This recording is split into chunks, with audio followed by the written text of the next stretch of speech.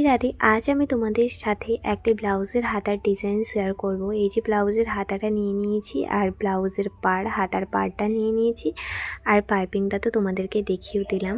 এবার আমি এই যে হাতার পাড়টাকে আমি নিচ থেকে একটা সোজা লাইন মার্কিং করে নিলাম, কারণ ওইখান থেকে আমি সেলাইটা করব। আর উপর দেখো আমি দাগ দিয়ে দিচ্ছি 2 সাইড থেকে 3 ইঞ্চ আর মাঝখানেরটা 4.5 ইঞ্চ। তো এইভাবে দেখো আমি একটা ত্রিভুজের মতো শেপ দিয়েছি এবং এটাকে 1/2 ইঞ্চ রেখে আমি কেটে দিয়েছি। 1/2 ইঞ্চটা রেখেছি আমি এই পোর্শনটা ফোল্ড করে সেলাই করব তার জন্য।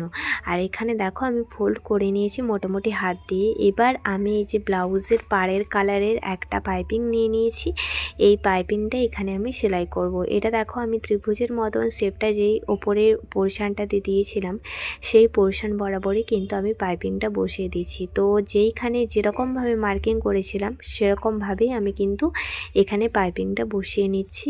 যেহেতু আমি 1/2 ইঞ্চ ওপরে এক্সট্রা রেখেছিলাম সেটাই মুড়ে তারপর এখানে পাইপিংটা বসিয়ে দিলাম। তো এবারে দেখো এই যে চারপাশটা একটু ছোট ছোট করে কাটিং করে দিলাম।